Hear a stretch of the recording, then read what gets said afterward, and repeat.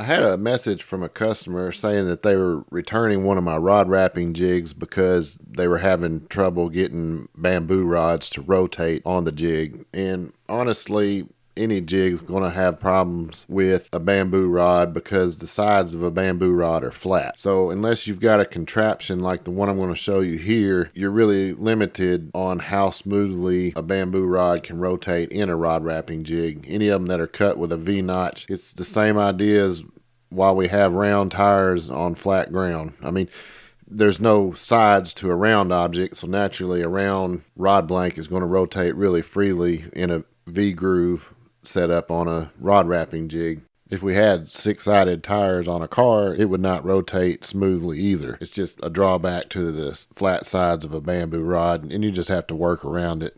This machine that does bamboo rods that has the head that rotates with the thread on it, if you can find one, they're very expensive, and you'll probably have trouble finding one. It might be worth it if all you do is bamboo rods, but for the average rod builder, they're doing a variety of things. If you're just restoring a bamboo rod occasionally, it's not a big deal to wrap one on a wrapper. So I thought I'd take the opportunity to show people what it's like wrapping bamboo on my wrapping jig, and I figured out a way that works pretty well that you can get one to rotate more smoothly, and it doesn't really cost anything to do that. But I'll get to that here in just a second and show you how that works. But first I wanted to show you what it is like to wrap without modifying my wrapping jig in any way other than I pull the hairband that is used to prevent a round rod from turning backwards under the pressure of the tensioning spring on my jigs. I'm going to take that hairband out of its loop and I'm just going to put it across the stand. And the reason I'm doing that is because I don't really want any downward pressure on it. I just want it there to keep the rod from bouncing up and down a whole lot while I'm turning it in the jig.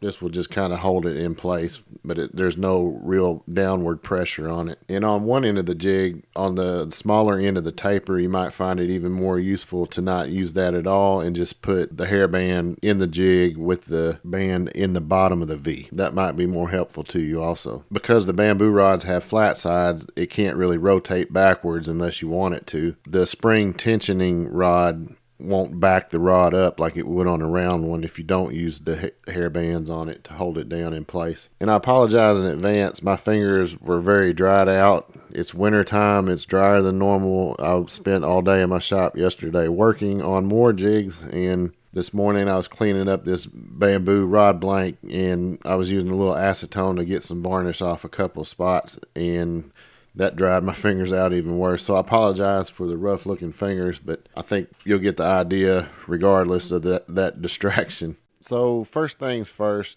if there's any way possible that you can get one of the ferrules into the V groove, it's going to be round. It's going to make things go a little smoother. That's the best option. Your grip, your handle, if anything, if you got any round surface that you can put into a V groove, and this applies to any wrapping jig that uses V notches, it doesn't have to be mine, it can be any of them. These tips should help you out. If you can get a ferrule in there that's round, it's going to rotate just as freely as a regular rod blank would in those grooves. If you can't, I'm going to show you what it's like to wrap with one as those flat sides engage and disengage from the flats on the V-notch. It just is a little clunky, but it works.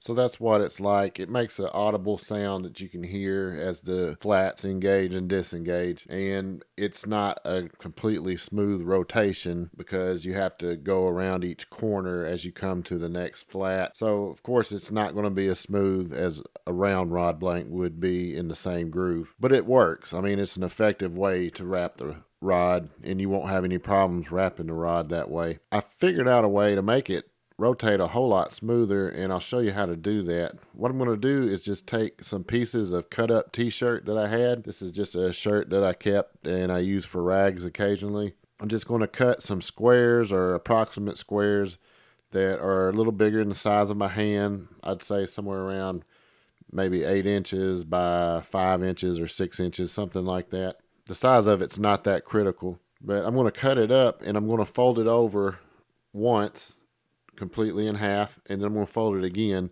So then I've got basically 4 layers of t-shirt material. Then I'm going to put that t-shirt material in the V-groove and push my bamboo blank down into that t-shirt material, just kind of pull it up around the top of it, and then put my hairband over the top of the stand. Again, I'm not putting downward pressure on it, so I'm taking the bands completely out of the loops that normally hold them on the back, because I want to move them up to where they're level instead of at an angle, so there's no downward pressure on these bamboo rod blanks. And I'm going to fasten that in, and I'll show you it does rotate more smoothly, and it doesn't make any noise either as it's doing this. So that just kind of gives it a cushion effect there. Those 4 layers of t-shirt on both sides gives it a little bit of a cushion to kind of fill in the voids between the corners and helps it rotate a lot more smoothly. But let me show you how that works.